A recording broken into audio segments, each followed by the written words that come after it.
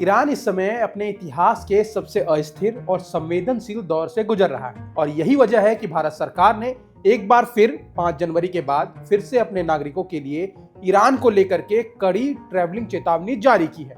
और ये चेतावनी केवल औपचारिक बयान नहीं है बल्कि जमीनी हालात की गंभीरता को दर्शाती है, क्योंकि ईरान में बीते कई हफ्तों से जो कुछ हो रहा है उसने पूरी दुनिया का ध्यान अपनी ओर खींच लिया है। ईरान में कुल 10,000 से ज्यादा भारतीय रहते हैं, इसीलिए भारत सरकार का चिंतित होना बनता भी है। आपको बता दूं कि ईरान में शुरू हुए ये विरोध प्रदर्शन पहले केवल आर्थिक मुद्दों तक सीमित थे, जहां आम लोग बढ़ती महंगाई, गिरती हुई मुद्रा यानी कि रियाल की जो वैल्यू गिर रही है और बेरोजगारी के साथ साथ रोजमर्रा की जिंदगी की कठिनाइयों के खिलाफ सड़कों पर उतरे थे।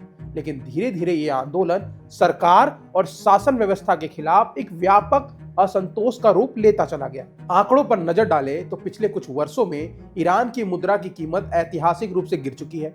युवाओं में बेरोजगारी दर 20% से ऊपर बताई गई और तेल समृद्ध होने के बाद भी आम नागरिक ईंधन, भोजन और दवाओं के लिए संघर्ष कर रहे हैं। ऐसे में गुस्सा फूट पड़ना लगभग तय था।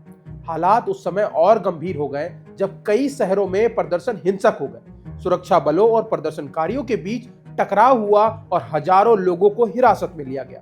अंतर्राष्ट्रीय मानवाधिकार संगठन ने सैकड़ों मौतों की आशंका जताई है और लगभग 3400 से ज्यादा लोग अपनी जान गंवा चुके हैं। हालांकि ईरान सरकार इन आंकड़ों को खारिज करती है और स्थिति को नियंत्रित करने के लिए कई इलाकों में इंटरनेट सेवाएं बंद कर दी गई है।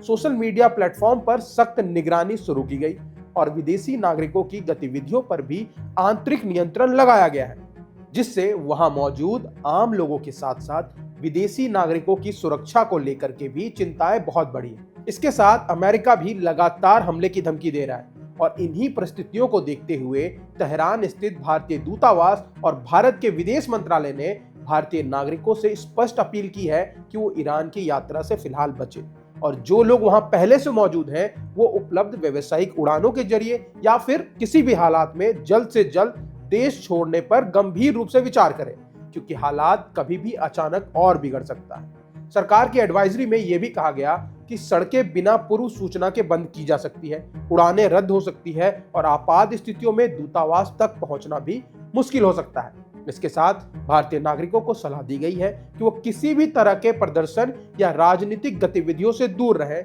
भीड़ भाड़ वाले इलाकों से बचें और अपने पासपोर्ट और जरूरी दस्तावेज हमेशा अपने साथ रखें और केवल आधिकारिक सूचनाओं पर ही भरोसा करें, क्योंकि अफवाहें ऐसे हालात में जानलेवा साबित होती है।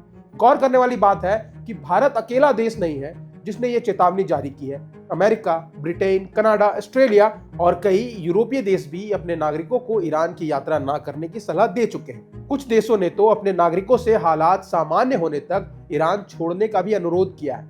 अंतर्राष्ट्रीय समुदाय की चिंता इसलिए भी बढ़ रही है क्योंकि ईरान जो है वो पहले से पश्चिमी प्रतिबंधों, परमाणु कार्यक्रम को लेकर के तनाव और मध्य पूर्व की जटिल भू राजनीति का अहम केंद्र है।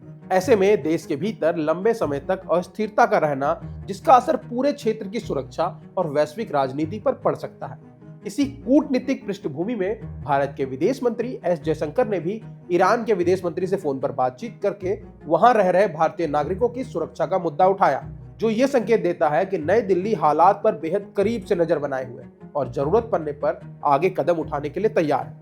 ईरान में बड़ी संख्या में भारतीय छात्र पढ़ाई करते हैं। कई लोग व्यापार, पेशेवर कारणों से वहां रहते हैं और हर साल धार्मिक यात्राओं पर भी भारतीय नागरिक वहां जाते हैं। ऐसे में किसी भी अप्रिय घटना का सीधा असर भारत पर पड़ सकता है। इतिहास बताता है कि जब किसी देश में आर्थिक दबाव, राजनीतिक असंतोष और सामाजिक तनाव एक साथ लंबे समय तक बने रहते हैं तो हालात अचानक विस्फोटक हो सकते हैं और सबसे ज्यादा नुकसान आम नागरिकों को ही उठाना पड़ता है।